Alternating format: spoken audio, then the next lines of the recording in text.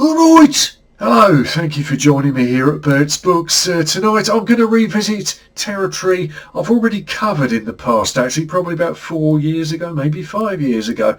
Anyway, this time I'm going to do it hopefully without incurring one of those copyright hits. Now really this is just a quick sort of unscripted reaction to the news that Slade's 1975 feature film Flame is due for a reissue. Firstly, it's getting a the DVD nice remaster repackaged treatment. I think this is through BFI and it promises all the usual extras like various commentaries. I think there's a Gary Crowley interview with Noddy, various other bits and pieces. I think the initial run comes with a limited edition booklet. However, I think now this isn't really necessarily a realistic or a reasonable ask, but it does strike me many times that when these repackaged jobs happen, and I'm sure I've said this before about other titles, what tends to get left out or not bundled in with the mix is the novelisation of the film in question. And of course Flame had a great novelisation, John Pigeon's 1975 paperback Panther Books, which I covered maybe a while ago anyway. I mean, Flame, if you're not familiar with Flame, and I suspect many of you will be, but if you're not, Flame, it's a bit paradoxical because I think at the time it was considered a bit of a misstep for Slade. I think it was considered a mistake, possibly to the detriment of their career. They were probably as big as a rock band could hope to get in this country. They were at the Earl's Court kind of gig level, and where was there to go from that? Well, one of the time-honoured routes was for a pop band to make a film. So of course Slade opted to make a film. Now you may have expected, basically as a successful pop band, they were a serious rock band as well, but they kind of walked that tightrope, I suppose. They were a successful pop act. They were chart toppers, repeated chart toppers. So one expectation would have been, well, they could have made a sort of fluffy, lightweight, teeny bopper film, a bit of nonsense just with them larking about, and at the time that probably would have done the job. That would have pulled the audiences in and shifted popcorn, or whatever the expression is for a successful film. However, Flame is an altogether darker proposition. It was quite daring in that it did choose to lift the lid on it goes beneath the surface of the music industry and looks at some really kind of nasty and unpleasant and stuff you don't want to contemplate beneath the surface. You always kind of, when you're a kid looking at these things, you imagine these people have the best job in the world, and of course that's not quite the case always. It's there's a lot of back-breaking slog behind it, little sleep, bad diet, all the rest of it compressed in the company of people that they're your mates at the start. By the end of it, you're quite likely to end up loathing them. This has been a pattern, I've kind of been through, not just in the pop glam area of things, but various kind of musical written biographies, which I should maybe go into in another video because there's quite a lot to get into there. But this is a kind of a common theme that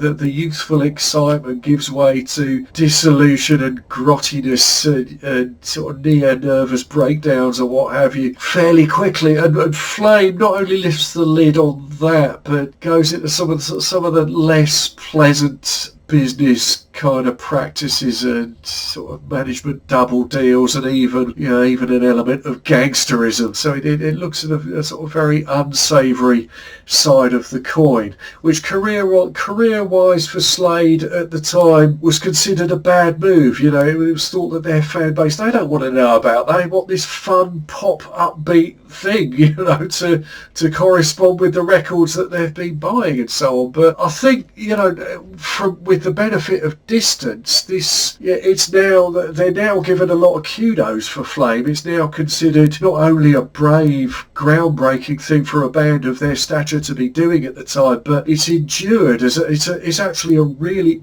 really good film. And this, you know, is not a surprise to me now, but it was when I first saw it. I don't think anyone quite expected this, because nobody in Slade particularly had any acting background. I mean, some bands there would have been a bit of a crossover, like for instance Gary Holton. He'd had, you know, before the heavy metal kits, he'd had a bit of a stage training. I think he was involved in Oliver, you know, stage production of Oliver and things like that. And of course he went on to be known as an actor after his, you know, his pop career had kind of dissipated a bit. But with Slade, I don't think any member of Slade particularly had anything like this in their background, and yet they just threw themselves into the project, and you can't really fault anyone's performances in there acting wise. Actually quite reasonable, convincing stuff from all of them. Even Dave, right, he doesn't sort of goof it up, and you know, so there's a lot going on there. It's a really interesting film to watch, and it's nice to see Slade sort of step out of their usual kind of mode. They're kind of exploring this other area that, you know, you might not necessarily. I mean, yeah, there was a bit of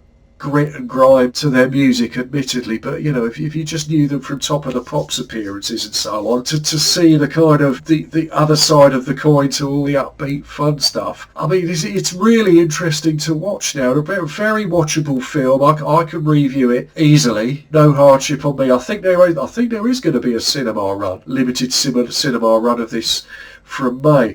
But the point I was rambling away in an attempt to get to is that what's often neglected in in these campaigns is the novel. And John Pigeon's novel is, if anything, even grimier and darker than the film. There are scenes in this, and one in particular which everybody who's read this book will know what I'm talking about: the tire iron sequence.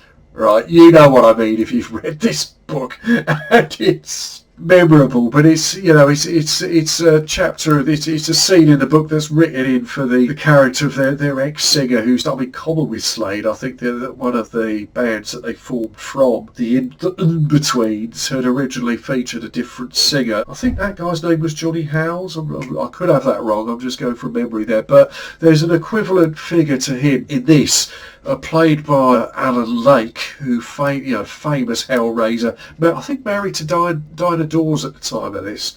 And I think, again, I'm ripping from memory here, I think he may have been kind of initially ditched from the set for his behaviour and then asked back because no one else could do that job. But that scene was written for his character, the original singer, who of course gets, you know, grievously burned in the kind of wrangling and management dealing and so on that, you know, resulted in the winning combination of the four individuals who go ahead to make this band. This guy is collateral damage. I say damage advisedly.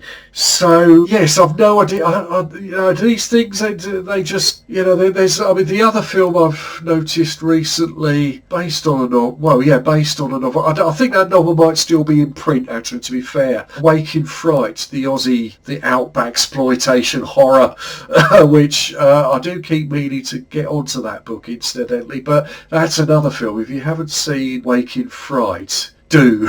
Right. But anyway, it'd be nice if this somehow, through all the brouhaha, kind of got back onto the shelves, at least in limited form, because I think it, as a novelisation of a film that has lasted the decades and wasn't, the throwaway that you might have imagined it to be. It's a pretty respectable novelisation of that, and does deserve to be, in some form of circulation still. So, that's me on that one. Anyway, I intend to see it in May. I would love to see it. I might get the DVD as well, because I don't own previous releases of that. So, yes, Slade In Flame, back in circulation in certain cinemas from May, and this nice DVD package without the book. I'm sure there's people over at the BFI going, I wish this guy wouldn't do this. I'm sure the logistics and all the permission stuff, if they were to throw the book in, I'm sure all that would be a headache, admittedly. But, it has been done. I think my DVD of Eve, Lizzie Anderson's Eve, that did come with a pressing of the book, which is effectively the screenplay. So it's not that it's never been done or can't be done, but I do appreciate that the logistics are probably quite hard work. But anyway, I'm not sure how hard now this is to get hold of. Worth a try, I would say. But in the meantime, do see that film. All right.